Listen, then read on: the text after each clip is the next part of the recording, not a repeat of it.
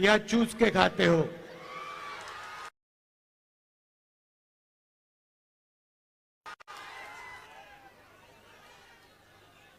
दूसरे ने पूछा, नरेंद्र मोदी जी, ये जो आप डिसीजन लेते हो, ये बड़े बड़े निर्णय लेते हो, ये आप कैसे लेते हो?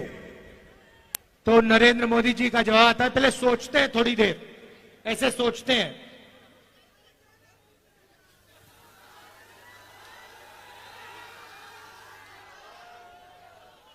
थोड़ा टाइम लगता है और फिर कहते हैं, ये जो निर्णय होते हैं इनको मैं नहीं लेता,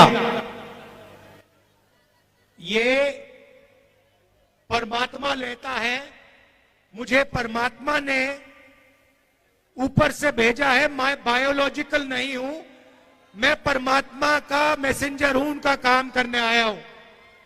ये उन्होंने पता है क्यों कहानी निकाली? चुनाव के बाद जब वही ईडी के लोग नरेंद्र मोदी से अदानी जी के बारे में पूछेंगे तो नरेंद्र मोदी कहेंगे, मैं नहीं जानता, परमात्मा ने कहा था। मोदी जी, आप लंबे लंबे भाषण देना बंद कीजिए। आप देश को बांटने की कोशिश नहीं कीजिए। आप सबसे पहले देश के युवाओं को यह बताइए, बिहार के युवाओं को यह बताइए कि आपने हिंदुस्तान के युवाओं को कितना रोजगार दिया, कितनी नौकरियां दी।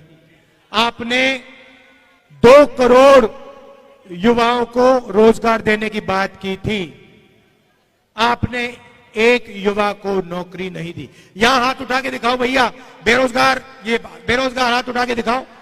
ये है नरेंद्र मोदी का नतीजा, इनकी पॉलिसी का नतीजा कि हिंदुस्तान में युवाओं को रोजगार नहीं मिल सकता। ये पहले आपके अलग अलग रास्ते थे, सेना में आप जा सकते थे, पब्लिक सेक्टर में जा सकते थे, प्राइवेट सेक्टर में आपको रोजगार मिल सकता था। नरेंद्र मोदी ने नोटबंदी, जीएसटी लागू करके रोजगार के रास्ते बंद किए और सेना में अग्निवीर लागू करके जवानों को मजदूर बना दिया। तो मैं आपसे सबसे पहले यह कहना चाहता हूं, नरेंद्र मोदी कुछ भी कहें, 4 जून के बाद इंडिया की सरकार आने वाली है, अग्निवीर योजना को फाड़ के हम कूड़ेदान में फेंकने जा रहे हैं। यह नरेंद्र मोदी की योजना है, आर्मी इस योजना को नहीं चाहती है, यह ऊपर से थोपी गई है और हमारा पहला काम अग्निवीर योजना को ऐसे फाड़ कर कूड़ेदान में फेंकने का होगा। हम 2 तरीके के शहीद नहीं चाहते हैं। अग्निवीर योजना एक जवान को शहीद का दर्जा नहीं देगी और जो नॉर्मल तरीके से जवान बनेगा, जो अफसर होगा, उसे शहीद का दर्जा मिलेगा। अग्निवीर को पेंशन नहीं मिलेगी, दूसरे जवान को पेंशन मिलेगी। अग्निवीर को कैंटीन नहीं मिलेगी, दूसरे जवान को कैंटीन मिलेगी। ये अन्याय हम नहीं चाहते हैं, इसलिए अग्निवीर योजना को हम रद्द करने जा रहे हैं, खत्म करने जा रहे हैं। और जैसे पहले होता था वैसे ही हम एक बार फिर बिहार के युवाओं के लिए, बाकी प्रदेशों के युवाओं के लिए सेना में परमानेंट पेंशन वाली योजना चलाएंगे। जैसे पहले होता था वैसे ही होगा। अब भाइयों और बहनों, ये जो चुनाव है, ये संविधान का चुनाव है। ये पहला चुनाव है जहां बीजेपी के नेताओं ने कहा है कि हम इस संविधान को फाड़ के फेंक देंगे। भाइयों और बहनों, ये जो संविधान है, ये आपकी आवाज है और इसको बाबा साहब अंबेडकर जी ने, गांधी जी ने, नेहरू जी ने देश की जनता के साथ मिलकर बनाया है। और मैं नरेंद्र मोदी और उनके चमचों को कहना चाहता हूं कि दुनिया में कोई शक्ति इस संविधान को छू तक नहीं सकती है। और अगर आपने कोशिश की तो आपके सामने तेजस्वी यादव, राहुल गांधी और बाकी इंडिया गठबंधन खड़ा मिलेगा। इसको हम कभी बदलने नहीं देंगे, इसको कभी रद्द नहीं होने देंगे। भाई और बहनों, इसके आने से पहले इस देश में किसानों का, गरीबों का, पिछड़ों का, दलितों का, आदिवासियों का कोई हक नहीं होता था। जो भी आपको मिला है, जमीन का हक मिला, रिजर्वेशन मिला, जो शिक्षा मिली, स्वास्थ्य मिला, वो सारा का सारा इसी संविधान ने आपको दिया है। और ये आप चाहते हैं कि जैसे यहां हिंदुस्तान में पहले हुआ करता था राजाओं के टाइम में, वैसा फिर से हिंदुस्तान चलाया जाए कि पिछड़ों के अधिकार, दलितों के अधिकार, आदिवासियों के अधिकार सारे के सारे छीन लिए जाएं, और जैसे पहले 20-25 लोगों का राज चलता था, वैसे ही फिर से वही सरकार चलाना चाहते हैं, वैसा ही हिंदुस्तान बनाना चाहते हैं जिसमें 20-25 लोगों का राज हो। भाई और बहनों, नरेंद्र मोदी ने यह काम 10 साल से किया है। पहले राजा महाराजा होते थे, उनको कांग्रेस पार्टी ने निकाला, संविधान ने निकाला। अब नरेंद्र मोदी जी ने 22-25 नए राजा बना दिए हैं, राजा महाराजा बना दिए। उनके नाम अलग है, आजकल नए नाम है, अदानी, अंबानी, ये नाम है उनके, मगर ये राजा है। और नरेंद्र मोदी 24 घंटा इनके लिए काम करता है। भाई और बहनों, 16 लाख करोड़ रुपए उनका कर्जा माफ किया इन्होंने। 16 लाख करोड़ रुपए मतलब 24 साल का मनरेगा का पैसा नरेंद्र मोदी ने 22 अरबपतियों का कर्जा माफ किया है। तो अब हमें भी कुछ करना होगा। उन्होंने अरबपति बनाए, है ना, अब हम करोड़ों लाखपति बनाने जा रहे हैं। भाई और बहनों, हिंदुस्तान के गरीब परिवारों की लिस्ट बनेगी, उसमें सबसे ज्यादा किसान के परिवार, मजदूर के परिवार, पिछड़े वर्ग के परिवार, दलित, आदिवासी परिवार, गरीब जनरल कास्ट के परिवार होंगे। करोड़ों लोगों के नाम बनेंगे, लिस्ट में आएंगे। हर परिवार में से एक महिला का नाम चुना जाएगा।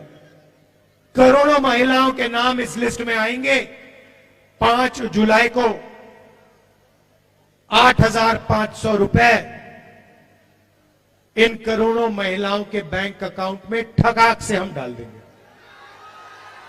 और बात वहां नहीं रुकेगी भाई और बहनों। 5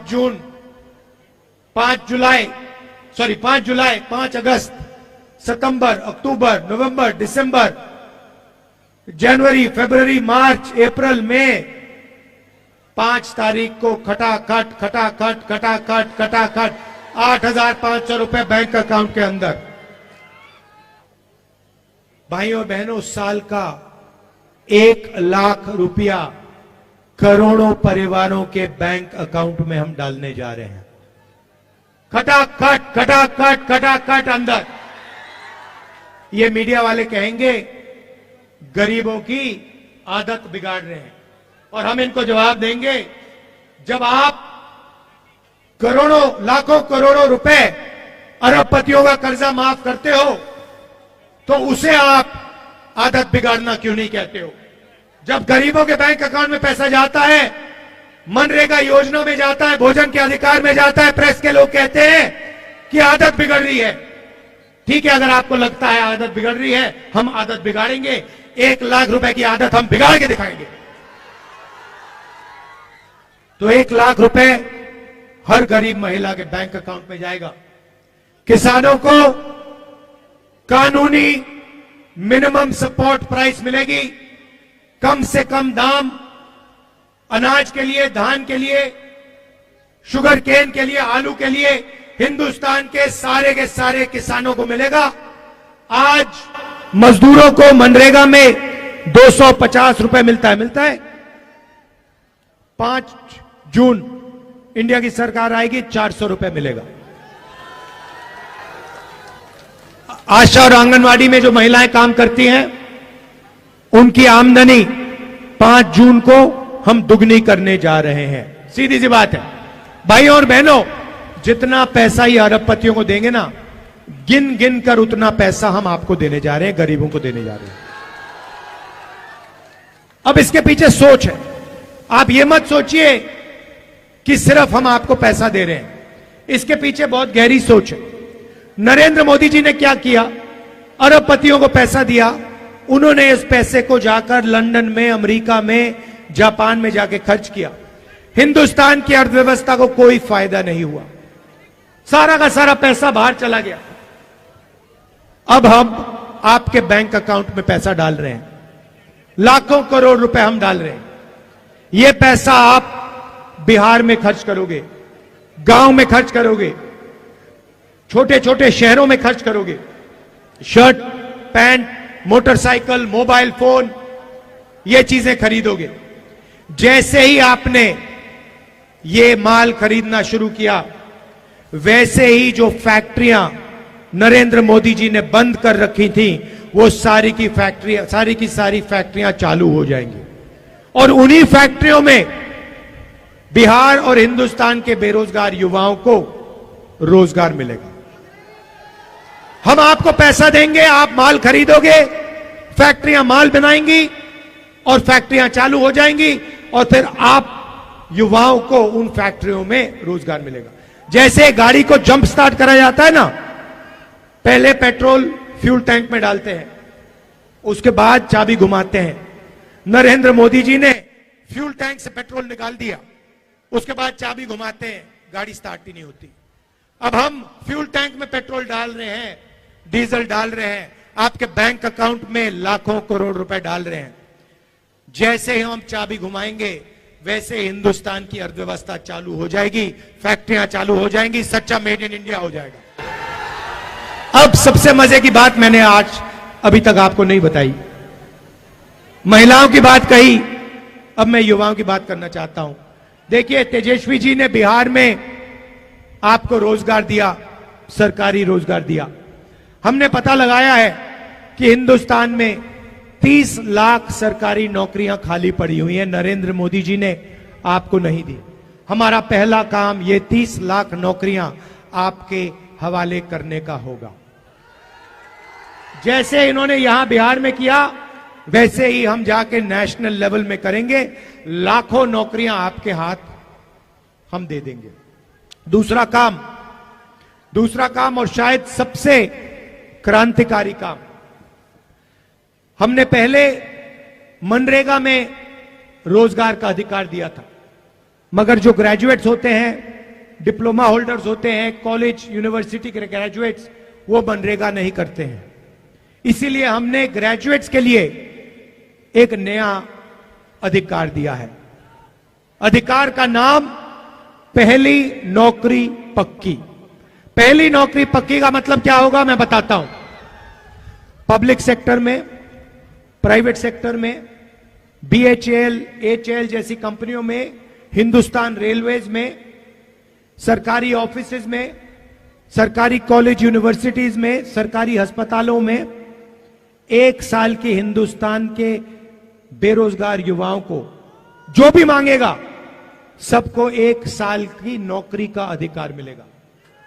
उसमें ट्रेनिंग मिलेगी, 1 साल की नौकरी मिलेगी, महीने का 8,500 रुपए, साल का 1 लाख रुपए खटाखट खटाखट खटाखट बैंक अकाउंट में जाएगा।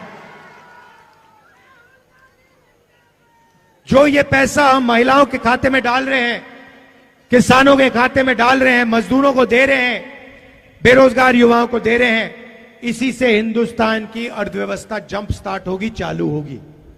ये हमारी सोच है, क्रांतिकारी सोच है। ये किसी भी दुनिया की किसी भी सरकार ने ऐसा काम नहीं किया है। इंडिया गठबंधन की सरकार पहली बार यह काम करने जा रही है। इससे हिंदुस्तान के गरीबों को जबरदस्त फायदा होने जा रहा है। भाई और बहनों, लड़ाई इसकी है। अगर यह चला जाएगा, आपके अधिकार चले जाएंगे, आपका पूरा का पूरा रिजर्वेशन चला जाएगा, आपको स्कूलों में नहीं जाने देंगे, कॉलेज यूनिवर्सिटी में नहीं जाने देंगे, जो भी आपको मिला है वो सब खत्म हो जाएगा। इसीलिए मिलकर हम सबको कॉन्स्टिट्यूशन को, अंबेडकर जी के संविधान को बचाना है, और इस काम को हम पूरा दम लगा के एक साथ पूरा करने को तैयार है। यहां पे हमारे प्रत्याशी हैं अंशुल जी, जरा आगे आइए, इनको भारी बहुमत से जिताइए और इंडिया गठबंधन के हमारे जो बाकी कैंडिडेट्स हैं उनको भी भारी बहुमत से जिताइए। बिहार में कम से कम 40 सीटें आनी है, एक सीट भी नहीं जानी चाहिए। इंडिया गठबंधन को पूरी की पूरी मिलनी चाहिए।